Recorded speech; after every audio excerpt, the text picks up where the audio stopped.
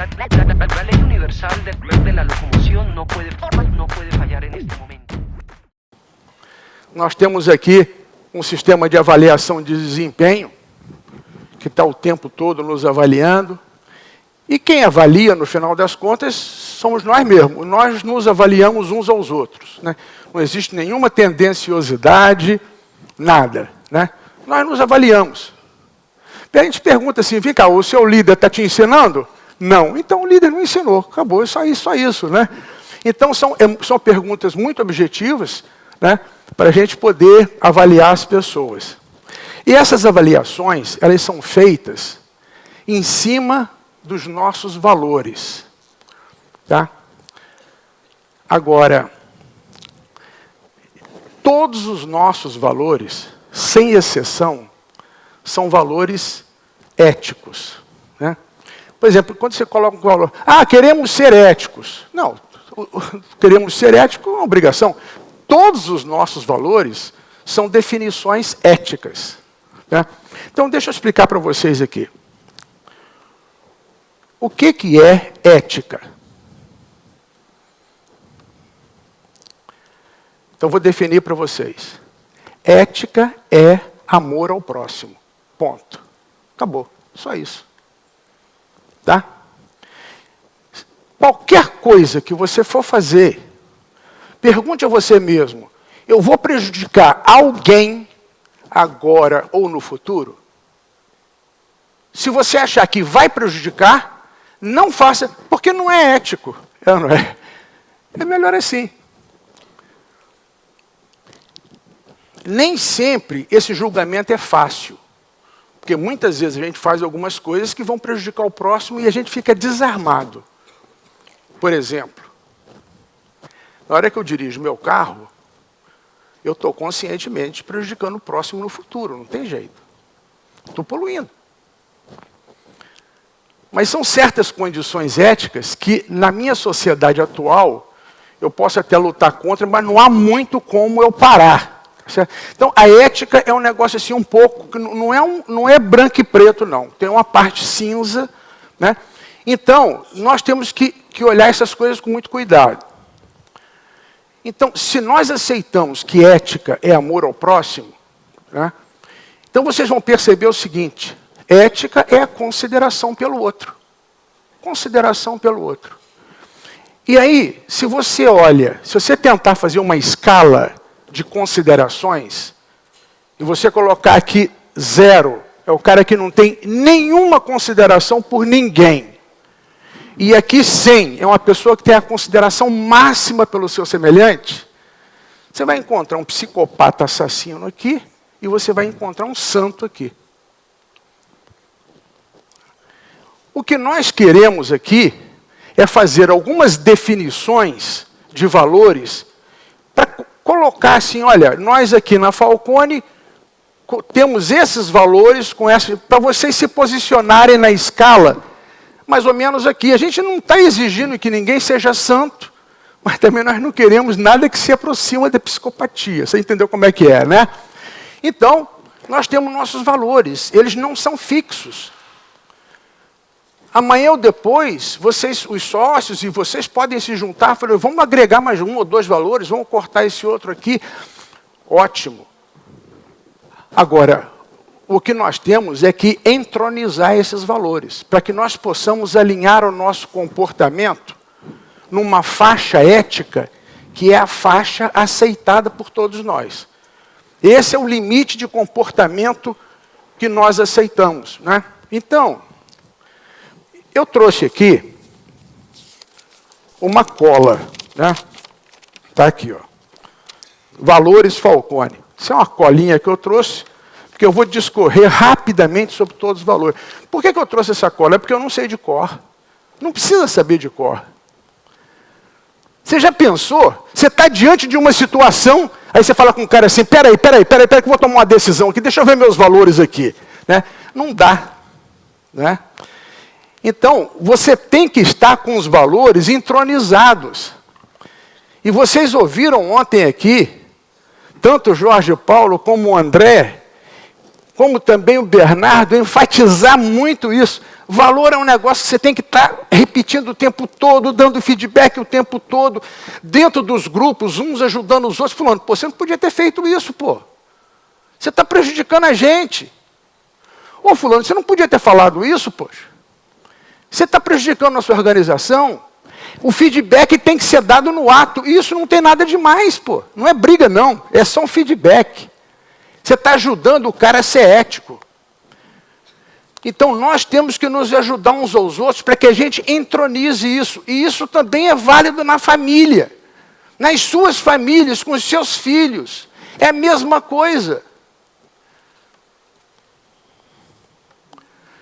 Eu me lembro que, há muito tempo, né, eu tinha 2 filhinhas pequenas. E um belo dia, elas entraram numa lojinha. E nós entramos nessa loja, fizemos uma compra lá, saímos, as 2 me mostraram como uma grande vantagem o negócio que elas pegaram lá, entendeu? Na loja. Aí eu falei, ó, vamos voltar para a loja. Que isso, pai? Não, vamos lá, vamos voltar e vamos botar no mesmo lugar que vocês encontraram. Tá certo? Bom, essa cena passou, porque isso não se faz, né?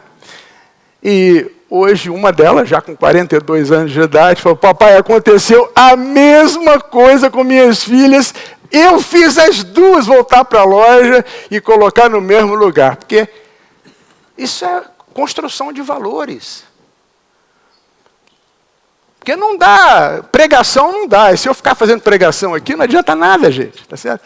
O que adianta é a gente construir valor o tempo todo. Eu vou passar rapidamente aqui, porque cada um de nós tem a sua visão desses valores, e eu acho que todo mundo deve falar a sua, sabe como é que é? Então eu vou falar a minha. Né? Primeiro é meritocracia. Vocês viram ontem, tanto o Jorge Paulo, quanto o Bernardo, quanto o André, falando muito em meritocracia aqui. Então, gente, olha aqui. Nós somos daquela linha ali, entendeu? Nós somos daquele time. Aqui dentro, essa organização aqui vai ser de quem tem mérito. Pode ser azul, amarelo, alto, baixo, não interessa, entendeu? Se for bom, se tiver mérito, vai ser dono aqui, vai tocar isso aqui para o futuro. A nossa diretoria tem em torno aí de 45 anos, vamos dizer, né? Alguns menos, outros um pouquinho mais. Daqui a 15 anos, eles saem. E os futuros diretores nossos estão aqui dentro dessa sala hoje. Que mistério, hein? Pô, ninguém sabe quem é. Tá certo? Pode ser que nossos futuros presidentes estarão aqui dentro, nossos futuros diretores vão estar aqui. Nós todos juntos vamos ter que selecionar essas pessoas para os próximos anos, não é? Entendeu? Então, é muito importante isso. Então, meritocracia é isso, é uma seleção impiedosa. Ah, mas fulano é bonzinho. Eu sei que é bonzinho, mas esse aqui é bom para burro, então é esse, entendeu? Indistinto de qualquer coisa. Não tem proteção familiar, não é porque nasceu na minha cidade, nem porque é conterrâneo, não interessa, entendeu? Vai ser quem é melhor. Confere, presidente. Maravilha. A segunda coisa... e outra coisa. Eu vou checar um por um, tá? Meritocracia é amor ao próximo. É amor ao próximo. Desamor seria se eu colocasse um parente meu em alguma situação de privilégio, em prejuízo de qualquer pessoa dentro dessa sala. Isso é que seria desamor. Tá? Então, amor ao próximo é amor indistinto. Tá? Não tem distinção. Se alguém não concordar, por favor, levanta a mão, hein, gente. O segundo valor nosso é obstinação por resultado. Sabe por quê, gente? É simples. Nós todos estamos aqui para trabalhar, para dar resultado nos nossos clientes. Isso é que eles estão comprando da gente. É isso, eles confiaram na gente para entregar para eles o resultado. Você já pensou se você está numa loja vendendo televisão, né? Aí você chega para um cliente seu, o cara chega e fala assim, eu quero uma televisão de 42 polegadas.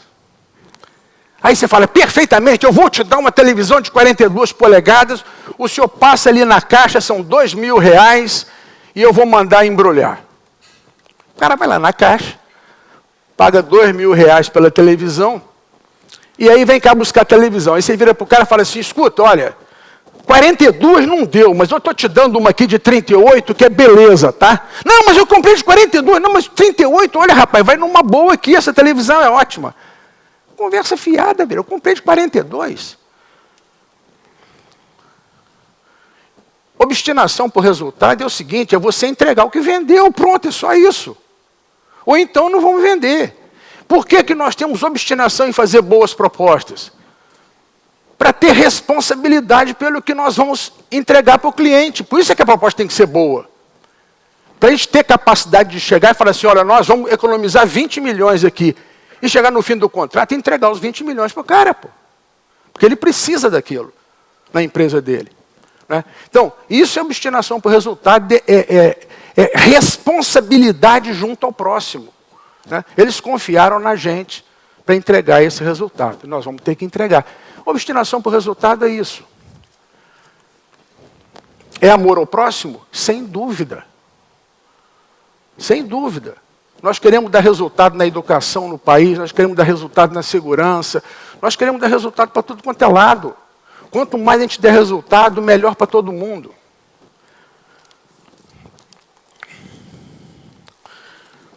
Sonhamos grande. Sabe, essa arrumação toda aqui, entendeu? Já é parte do sonho grande, aquele bar bonito lá é parte do sonho grande, aquele almoço lindo é parte do sonho grande, entendeu? É a gente começar a abrir a cabeça, né, e pensar na nossa organização como uma organização grande, uma organização internacional, uma organização onde as pessoas são mundanas, em vez de ser provincianos. Não é?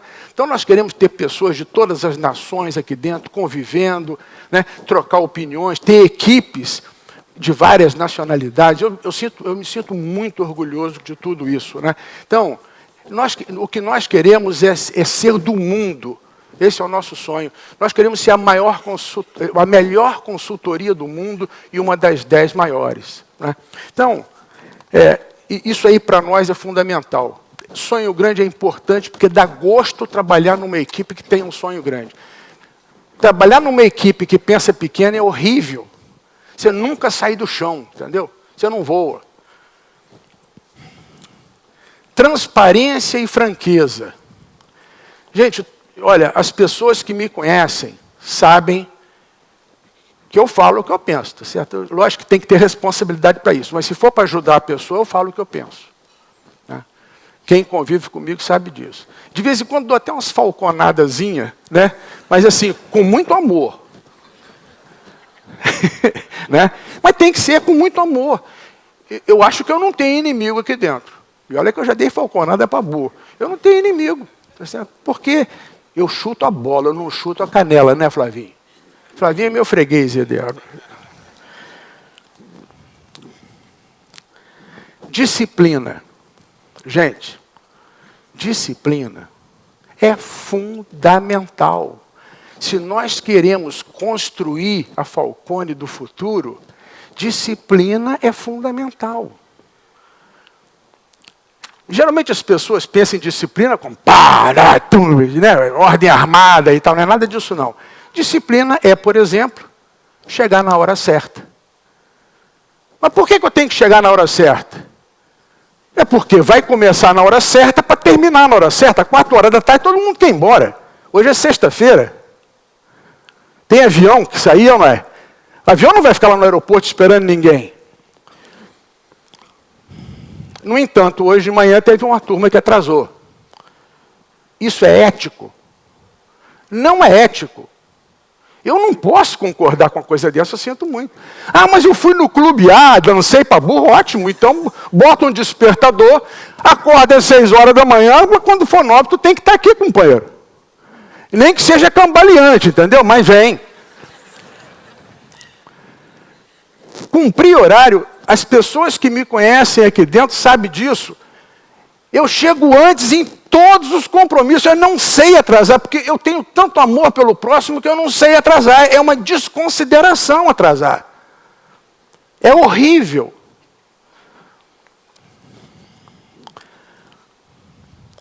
Lá na Ambev, nós temos nossas reuniões do conselho e a gente vai para Buenos Aires, Lima, Guatemala, República Dominicana, Canadá. A gente faz reuniões em locais diferentes. E todo local que nós vamos, o pessoal que trabalha no local quer fazer a apresentação do que está fazendo para os conselheiros. Lógico, pô, tá certo? Aí o que estava acontecendo? Não havia disciplina. Começava mais tarde, o cara que tinha 30 minutos para apresentar gastava 50, aí chegava na hora da equipe local, não tinha tempo para eles, ficava aqueles pobres coitados no corredor lá, decepcionado, entendeu? Aí teve um dia que eu dei uma falconada, falei, gente, não é possível mais continuar assim. Isso é uma desconsideração. Foi quando nós colocamos a Paulinha Laudares e a Raquelzinha Wolff para dar um curso lá. Você lembra, Raquel? Eu ouvi um lembro por ali. Então, sobre comunicação e apresentação para os diretores da Brahma. Você lembra disso? Hoje em dia, doutor, é no minuto. É para começar 9, é 9h00, o presidente do conselho inicia. É para terminar 18, 18h00, acabou. Quem ficou depois ficou, entendeu? E isso é disciplina. Então tá bom. Disciplina é amor ao próximo, porque aí, se você for disciplinado, tem tempo para todo mundo. Né? Agora, se você atrasa de manhã, atrasa o nosso evento meia hora, aí vai desorganizando tudo para frente. Né? Então nós não podemos, em conjunto, não estou impondo nada a ninguém, mas em conjunto, nós não podemos permitir que isso ocorra de novo. Né? Quem atrasou não teve consideração com quem chegou na hora. E ficou em pé lá fora esperando. A atitude de dono é o seguinte. Ninguém aqui pode se considerar empregado. Entendeu? Sabe por quê? Porque essa organização aqui é uma sociedade, ou seja, ela é de vocês. Todos têm chance de chegar a ser sócio, todos têm chance de chegar a ser diretor. Portanto, a organização é de vocês. Cuidem dela com carinho. Isso é amor ao próximo? Puxa vida, se é. Quantos governos dependem da gente? Quantas empresas dependem da gente para fazer muita coisa? Vamos cuidar, vamos tomar conta dessa organização com carinho, com dedicação. Aprender e ensinar, eu acho que isso aí até dispensa explicação. Não é? E eu gostaria que todos aqui dentro dessa sala tivessem consciência do conceito de potencial mental. É um conceito muito simples de Maslow, que é um psicólogo já falecido, americano, e que ele fala o seguinte, que nós seres humanos, nós aprendemos um pouquinho cada dia. A gente não consegue aprender muito num dia só. Então vamos supor, se você consegue aprender 50 coisas num dia, é só 50. Aí vamos supor, teve um dia que você não aprendeu nada. Aí você fala assim, não, amanhã eu recupero. Não recupera, porque amanhã só cabe 50 de amanhã. Aprendizado é uma coisa que uma vez perdido, foi perdido para sempre. Por isso é que eu falo com vocês que vocês têm que aprender todo dia. Por isso que um dos nossos valores aqui é aprender e ensinar.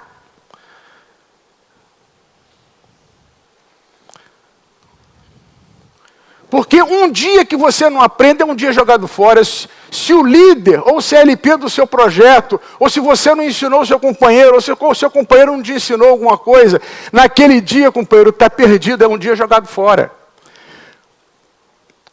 Portanto, aprender e ensinar é amor ao próximo, porque eu não quero que nenhum de vocês aqui dentro dessa sala perca um dia de sua vida, de uma coisa que você podia ter aprendido e não aprendeu.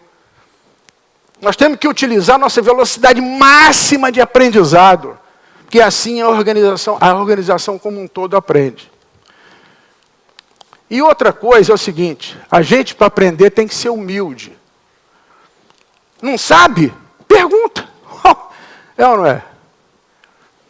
Porque se você já vai achando que sabe tudo, você já assume uma posição mental de não aprender, porque você já é o sabichão, então não adianta nada. Agora, se você é humilde, você vai absorver tudo que você puder o tempo todo, né? Então, aprender e ensinar é amor ao próximo. Bom humor. Gente, ninguém merece mal-humorado. Pensa bem. Você está num grupo de trabalho com uma ou duas pessoas que estão o tempo todo lá. Você não sabe se os caras estão com raiva, se eles estão com dor de barriga. Você não sabe bem o que é. Mal-estar tremendo. Pior, nós trabalhamos dentro da casa dos outros. Nós trabalhamos nas empresas. Nós não trabalhamos na nossa casa. Nós temos obrigação de ser bem-humorado. Sorrir. O meu pai era vendedor. Eu acho que ele era um bom vendedor, porque meu pai não tinha nem o curso primário. Entendeu? E ele vendia gasolina, óleo, essas coisas. E acabou, depois foi promovido, acabou sendo gerente. Então, aquilo para ele era o máximo, entendeu? Uma pessoa que não tinha nem curso primário. Né? Mas meu pai era um cara cheio de sabedoria. E ele gostava de me ensinar por ditados populares. Ele ficava repetindo ditado popular para mim. Sabe? Mas ele virava para mim e falava assim, meu filho, olha, você nunca se esqueça, um sorriso abre todas as portas. Gente, a maior verdade que existe. Eu já enfrentei situações dificílimas na minha vida, quem me conhece há mais tempo sabe muito bem disso. Você chega num ambiente, você abriu o sorriso, velho, desarma todo mundo, entendeu? Todo mundo pega a AK-45 e põe no chão, entendeu? Então, vamos ser bem-humorados. E, finalmente, simplicidade. Tá? Ô, gente, simplicidade em tudo. Vai fazer uma apresentação que tenha o mínimo de slides possível. Vai fazer uma descrição qualquer que seja mais simples possível. Sabe por quê, gente? É dificílimo você passar uma ideia. O processo de comunicação, ele é dificílimo. Pena que todos nós devíamos ter tido cursos de comunicação a vida inteira, não tivemos. O processo de comunicação é dificílimo. E a minha vida de professor, uma das coisas que eu ganhei muito em minha vida de professor, foi aprender a comunicar na marra, aprender a dar aula. Porque professor tem que aprender, ganhava vida dando aula, tem que aprender a comunicar, né? Então, você aprende olhando para a cara das pessoas. Então, se você está explicando uma coisa, a pessoa está satisfeita, é sinal que ela está entendendo. Então, você vai aprendendo o que funciona, o que não funciona. Mas isso não é método de ensino. Eu aprendi na marra, o pouquinho que eu sei. Então, comunicar é muito difícil. E se a gente não tentar ser simples e usar as técnicas, aí fica difícil. Tudo que a gente puder fazer que seja simples, funciona. Regras simples, tudo simples funciona. Por isso é que eu acho que esses valores aqui vão funcionar, porque todos eles se resumem numa só palavra. Ética, amor ao próximo, mais nada. Muito obrigado, gente. La ley universal del club de la locomoción no puede